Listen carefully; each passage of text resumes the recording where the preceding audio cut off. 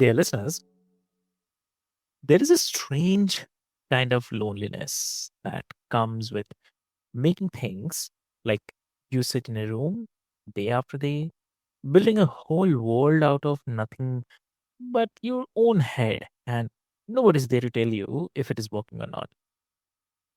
And then once it's out in the world, someone, someone you have never met decides they have opinions about it.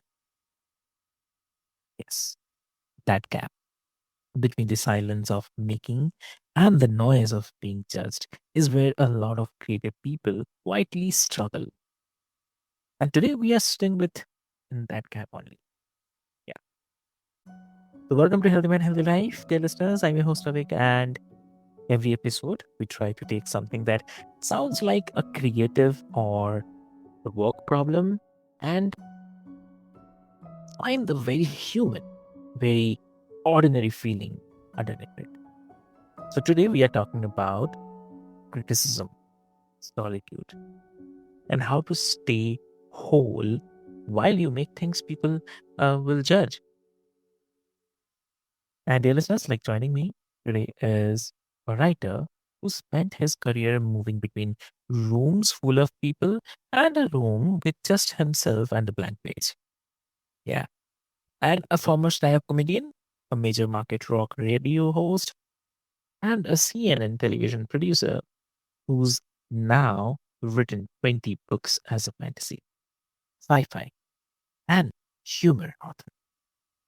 So please welcome my guest, Dick Wybrow. Welcome to the show. Thank you for having me here, Vic. And it's a beautiful morning here in Christchurch, New Zealand. I wish I could bring you here. I wish I could bring everybody here. It's lovely. We have a lovely orange sky at the moment because it's just coming because it's winter where we are at the moment. I know a lot of the listening world right now. It's they're enjoying summer or they're melting. I understand America has just had like one of the hottest Julys on record. So some people are melting. UK had a pretty intense summer, and Yeah. over here we're quite chilly still. So we're looking forward to some surface of the sun conditions anytime soon.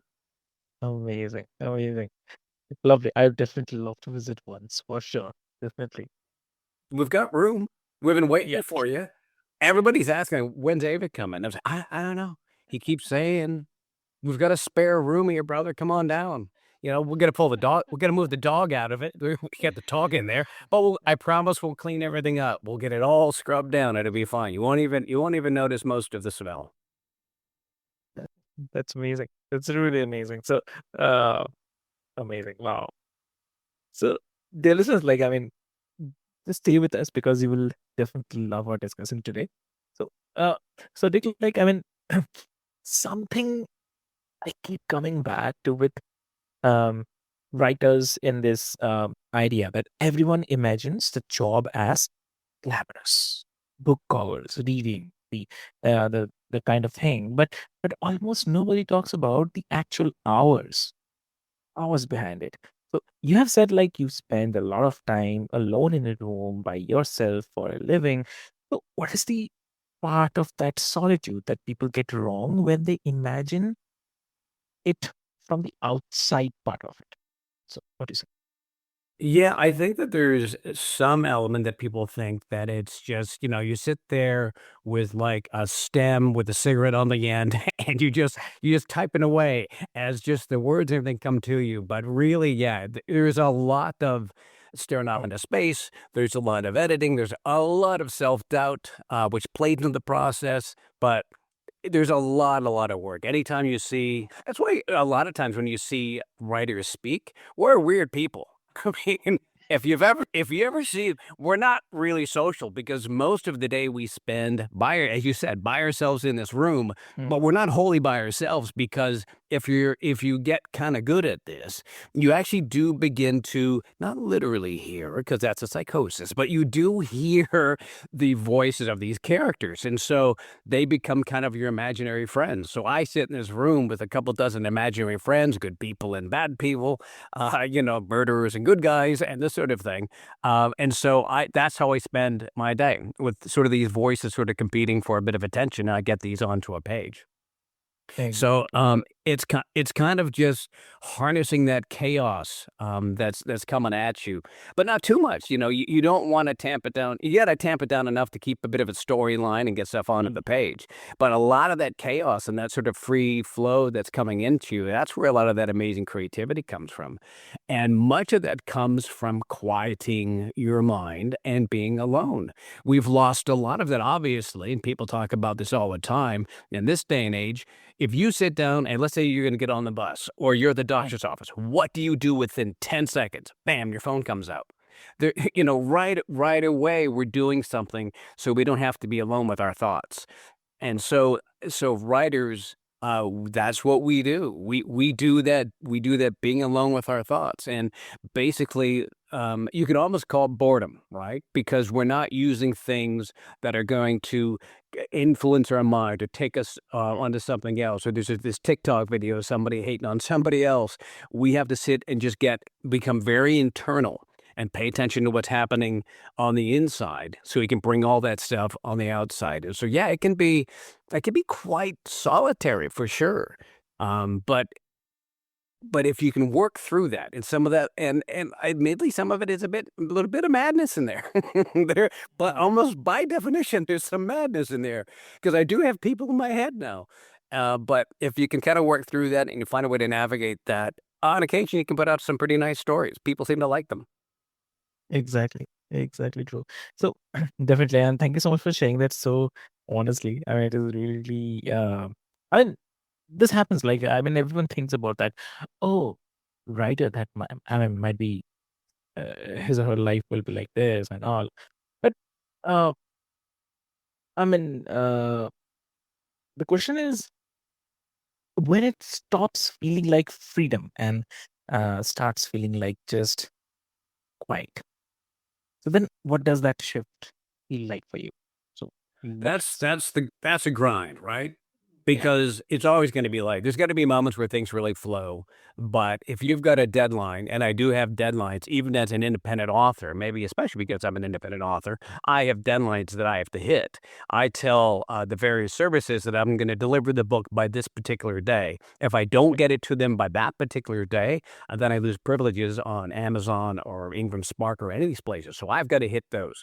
And so, yeah, so it's not just like, "Oh, I feel like writing today." It's like, "This is my job. I've got to do it every single day." So, creating a construct where you still have to put in your 8, 10 hours a day and be creative, yeah, that is a heck of a balance. One advantage that I have is that as you mentioned, I spent about 12 years in radio. So I, spent a good number of years sitting in a small room as a radio personality where I couldn't see anybody, and I had to talk like this, and I had to speak to I had to speak to people I'll never meet, faces I'll never see, and I have to find some way to sort of relate to them.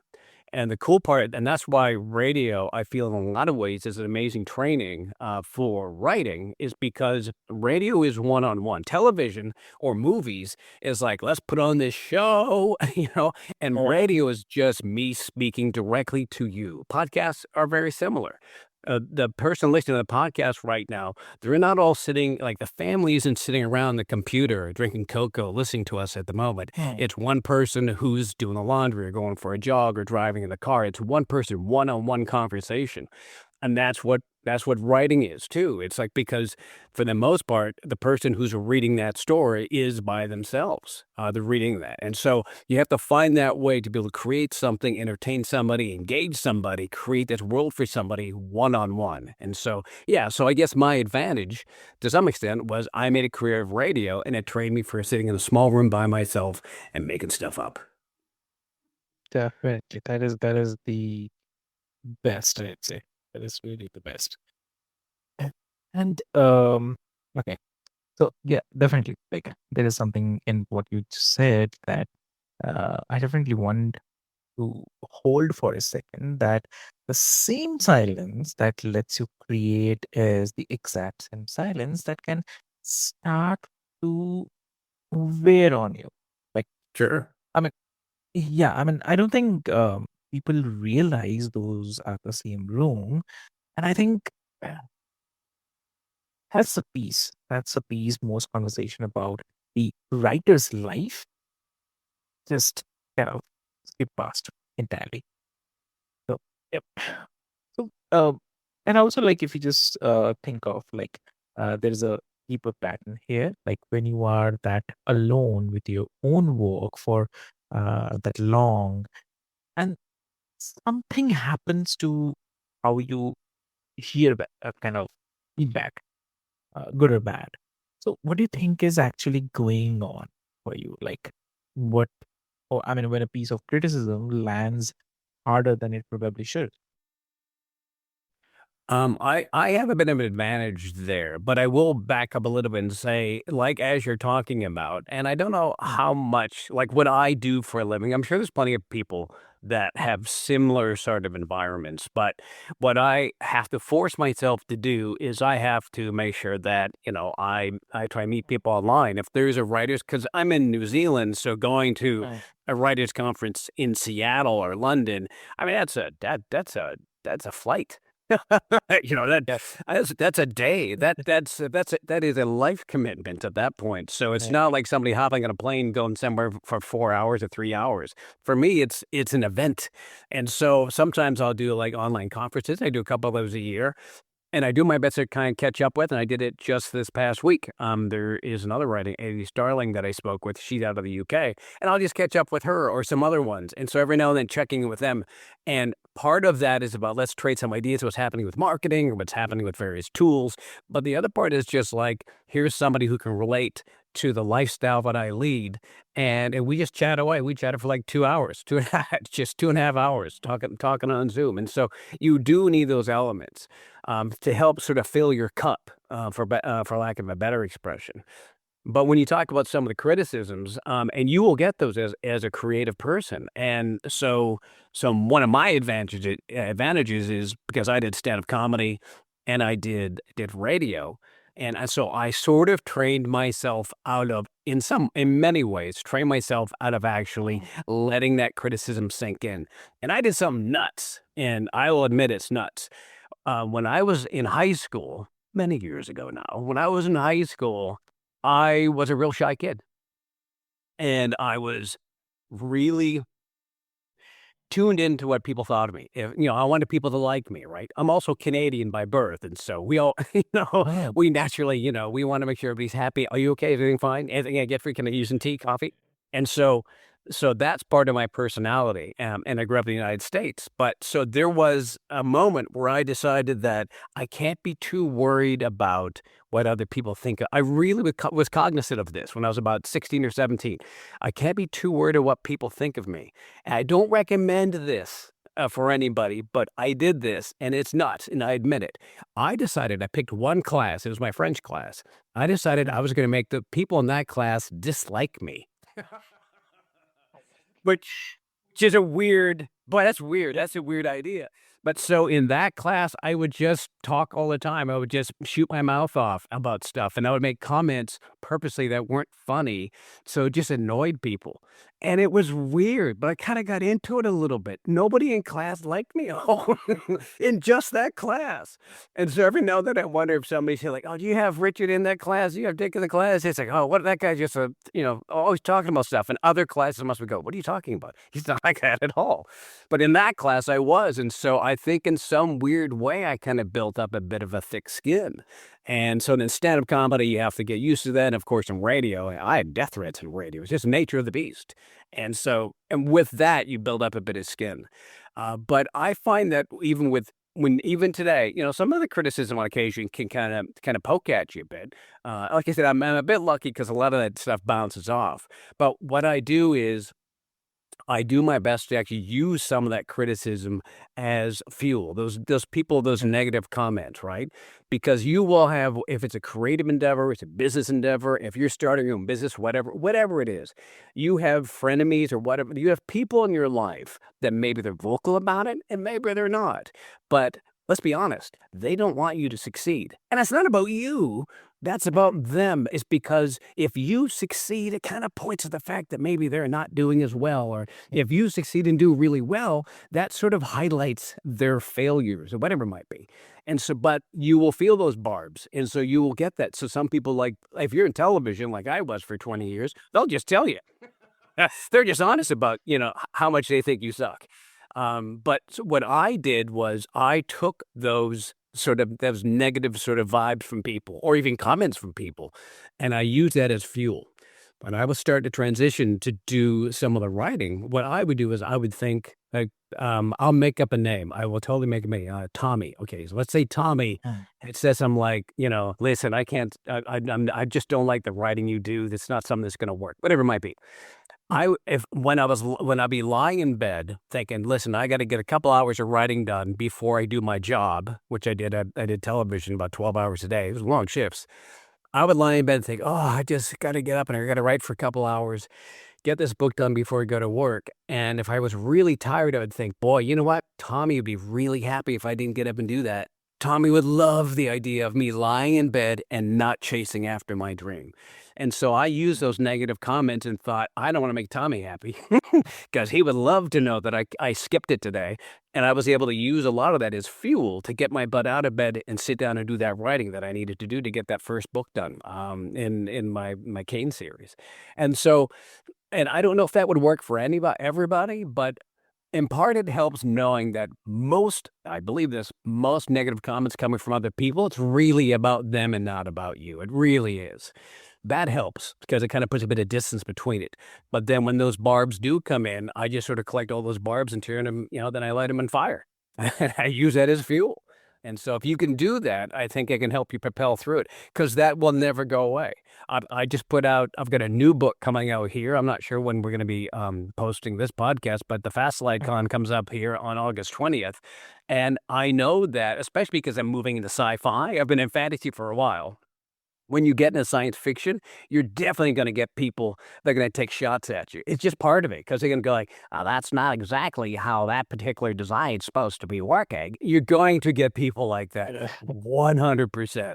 And so I've just got to prepare myself for that. And then if the thing is, if they've got a point, if something in the science fiction world is not sort of like gelling and if I'm truly getting it wrong, then that's something I have to just be subjective about. I got to step back and go, they might have a point.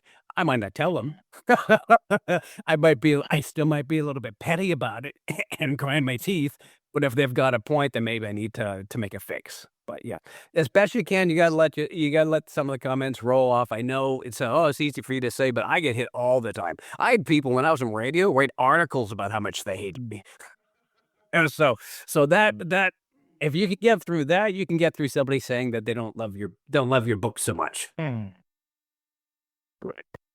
Exactly true. Yeah. Ooh, amazing. And I also love to ask you about our daily part, like uh the everyday version of this, right? Because I think a lot of people listening are not the writers. But they know like this feeling, right? Um, so can you can you paint me a picture of like what hard week with a critic, or even uh, just your own inner critic actually looks like day to day? Uh, excuse me. I think my day-to-day critic is somebody who keeps me in check. I've been writing since I was 7, so, Oh, like, a long time. The first book I wrote when I was 17 years old, and you know what? It was awful. It was it was terrible. But I think my own inner critic is someone who, at least if nothing else, I've trained that inner critic to at least be on my side. So he can be a bit crabby and can be pretty sharp-tongued. But that critic helps push me forward a bit, because we do still need to have that. There's something I used to talk about when I used to coach radio. You had to have your five guy, and your five guy is that 5% of your brain that's just listening.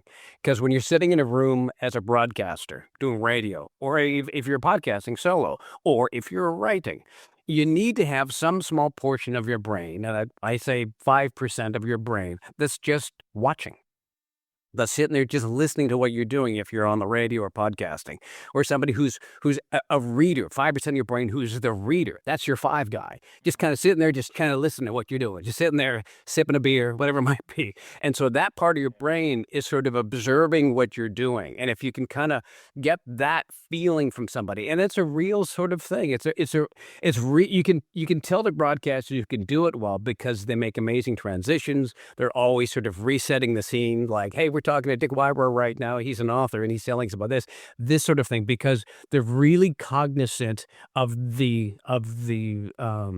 listener at home or the reader, whatever it might be. And so I have that with my writing. And that is a critic, because if he gets bored, starts tapping the foot, I know I'm going to move on to something else, because writing has a rhythm in itself. Even though it's written on a page, there's definitely a music to it. And I've got to make sure I'm still pleasing the five guy who's sitting there reading it as I'm writing it. And so I've trained a critic to help me as much as I can. I've whipped him into shape. I've put a bridle and reins on the guy, so my critic works for me. But that's to say, that doesn't mean that I don't get days where I can feel a bit down about the stuff I'm doing, or if there is a negative comment out there. But I try to reserve any of the criticism that's going to matter to me. I reserve that to a very small group. Like my wife, for example, she if she has an opinion about something I've done, that's really going to affect me. Where if somebody from Peoria says this, and this, for the most part, it's just not. It's just not. You could say anything you want. It's not going to bother me. I don't know who you are. You don't know who I am. So really, it's just you shoot your mouth off. So I don't care. But the inner critic, for the most part, is on my side, and so I do whatever I can. But it's funny. I had a day, even just yesterday, Vic. I was talking to my wife about this, that I was feeling a little bit low, and I said, "What did I do today, or what didn't I do today that contributed to that?" And honestly, and I'm not making this up simply because we're just talking about health. I hadn't gone to the gym that morning. And even when I was doing those early mornings I was talking about, when I was working full time in television, working 12-hour days, I would write 2 or 3 hours before work. Even on those days, I knew my brain well enough to think, I've got to go to the gym for half an hour, 45 minutes to get my head right. It does. I don't like it. I don't like going to the gym. I don't enjoy it. But I know that if I skip going to the gym in the morning, that it kind of bobbles up my day. Mm. And so those mornings where I had to write, and I was writing, this is back in 2023, when just as I was going full time later that particular year. But when I was working full time as a television producer, and I was writing, and so that day started about 7:30, which meant that I had to write for 2 or 3 hours to finish a book. I had to write for 2 or 3 hours before that, which means I had to start writing by 5 a.m. And if I was going to write about 5 a.m., I'd get up, I would go to the gym at about 4 o'clock, 4:15. That's insane. That's nuts. But Yeah. I knew that I needed to do that to get my head into the right place. And so I'd get up and go to the gym at 4 o'clock in the morning, go work out and do my thing for 45 minutes and come home, then write. And if I didn't do that, just the world just didn't feel right. And I don't know what it is. I don't know if it's endorphins. I don't know if it's delusion, what it might be. But I do know that I do feel better. If nothing else, maybe it's like ticking that box. Say, listen, if nothing else, I went and worked out today. And so I've got something done. I've completed that task, something that's good for me. But I know that, and so this morning before speaking to you, we ended up doing this call very early before the sun came up. I was up out the door. I was out the door at 5 a.m. I hit the gym because I want to make sure that I was in a good mood talking to you today. That's really amazing. Yeah, yeah. And yeah, I can definitely feel that you are in the really good mood. And um yeah, I mean, like, talking about the gym part you mentioned, I mean, it is a kind of habit. Like, I mean, if you miss one day, then I mean, what will happen? Like, one one day today, then again some other day will also be like, okay, fine, I'll go next day. So that next day will pile up, and that habit will go. So I mean, yeah, it's a habit. Yeah, yeah, and you can make a habit of breaking the habit, like you say, if I miss for one day, then I go again, I got the habit's fine. But I can make a habit out of getting out of the habit. I go for 2 days where I don't go, and 3 days I don't go, suddenly I'm not doing that anymore, so you gotta keep it up. And so it's good because I'm coming up on 60 here in a couple of years, brother, and so it's good for me to keep healthy because I see a lot of my contemporaries, and I look at them and go like, "What are you doing?" And I don't even mean judging for weight or anything, but it's like just get out and walk or something. If for nothing else, it does really help your head. It helps me when I'm trying to come up with plot lines and I get a bit stuck in this tiny room. I go take the dog for a walk.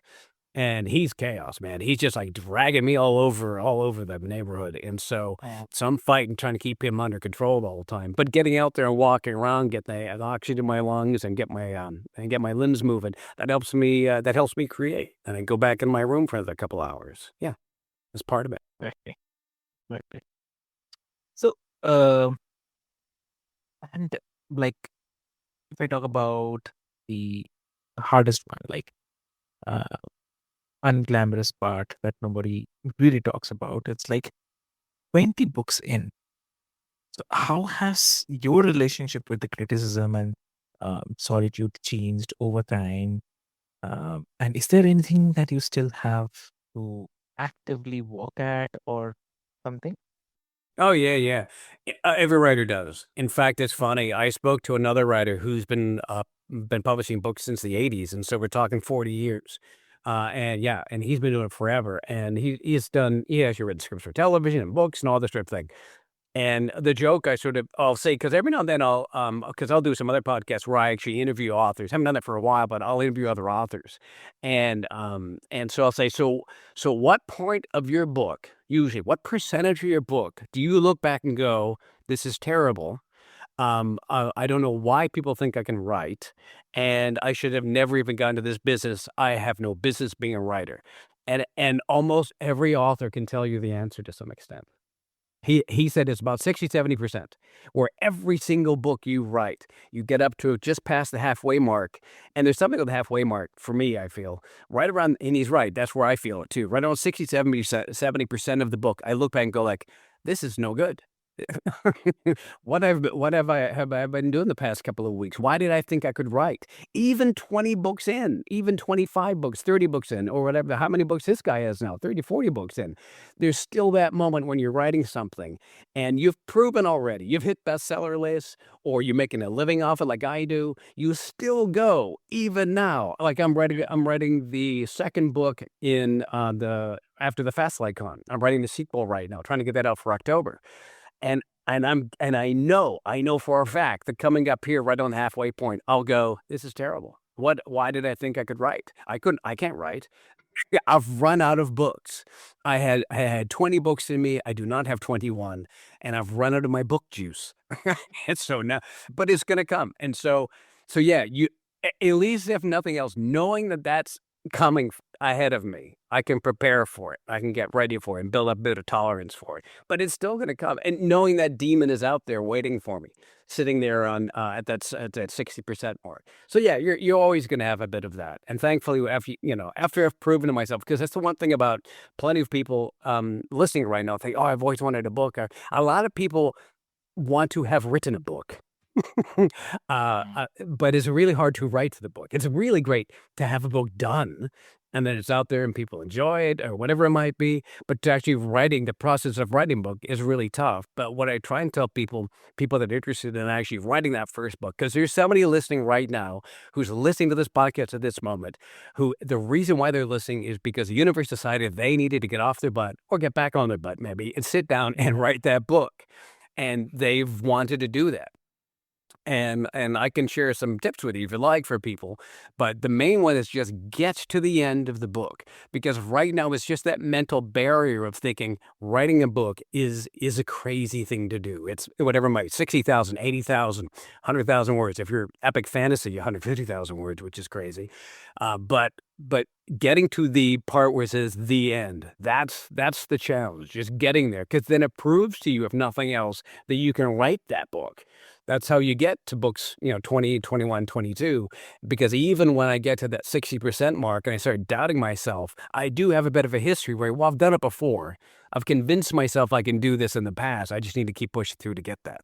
So that for somebody who's trying to write that very first book right now and trying to make that happen, you need to get to those two words, the end. You need to get to those words, and then it's a bit of a downhill slope after that. So just get to those words and you'll make it work. Okay. So, if you have to give one advice to the listeners today, what will you give? When it comes to writing a novel, Yeah. yeah, I would say is no. One of the best pieces of advice I think that I've gotten, and the best piece of advice for somebody who's just wanting to write a book right now. If you've wanted to get just that book off your shoulders, your first draft is going to be awful. Sorry, it just is going to be. They all are. First drafts are always awful. Mm. So give yourself permission to be awful. That's really what it comes down to. Give your, give and I can make it stronger than that, but I won't. We'll keep it family friendly. But give yourself permission to basically suck at this, and that really helps. Because my first drafts are kind of chaos. They're all over the place. And there are plenty of times when I'm writing where I'll write something like, Feynman says something funny here about Bert. you know, I don't have it at that moment. So I just move on because that's trying to get to the end of it. So yeah, I think the number one thing is give yourself permission in that first draft Mm. for it to not be very good. That's fine. Get to those two words, the end, and you'll be good. But yeah, I think that's probably the most important piece of advice I can give you. Exactly. Lovely. And if listeners wants to connect with you, how they can connect? Yeah, they can come on by dickwybrow.com, take a look at that. If they're interested in a bit of a getaway story, the Fast Light Con that comes out here on August 20th, it might already be August 20th, I'm not sure when this comes out, but it's basically it's a bit of a getaway. It's an escape kind of book. And so if you want to check that out, there's sci-fi elements, there's humor elements, more than anything, it's just kind of a fun story and people seem to be really enjoying it because basically it's about a woman named Feynman, and she becomes a captain of a starship after her old crew dies in a fireball. So she inherits this position that she's not ready for because really that's what I like writing about. So basically, there's those moments in life where things are thrown at us that are really tough. And we're trying to deal with it. And then life goes, hey, how about I make this 10 times harder? And so that's kind of what this book is about. So Feynman becomes a captain of this starship. She's got to get a new crew, and she almost literally finds people that are on the garbage heap. She's got like these busted up robots that she brings on. She's got a guy named Bert, but sort of it's her against the world and these bad guys and all this sort of thing. And her crew are sort of these people that you wouldn't think twice about. But when they all come together, they can be pretty amazing. And they fight together to beat the bad guys and save their ship, which is their new home. So it's an uplifting book and it's kind of a kick. And you can find there's more details, as I mentioned, on the website, dickwybrow.com. And you can see it up yeah, on Amazon. It's in various sort of indie stores as a paperback. And the audiobook, I'm producing the audiobook with this amazing woman named Amy Hutchins out of New York. And she's so fantastic. So yeah, if you want to check any of those out, feel free. I'd love to hear from you. Amazing. That's really lovely. And any specific uh, link they should go to connect with you? Yeah. You'll find everything, as I said, on the website. Dick Wybrow, DickWybrow. So dickwybrow.com, you'll find everything. You'll find everything there. Perfect. Perfect. Lovely. So, dear listeners, what I'll do is I'll put all the links, details, everything into the show notes for your easy reference. And, uh, like, I really love our conversation. I mean, I'd say it's very motivating.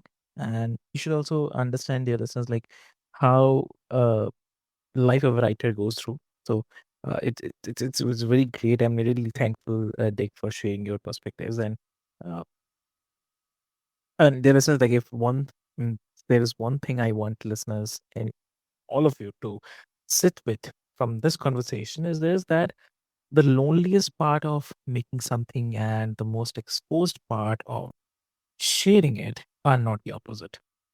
They are the two sides of the same room. And learning to live in that room gently. is its own kind of resilience. So, thank you so much, Vic, for being here, and thank you everyone for with us.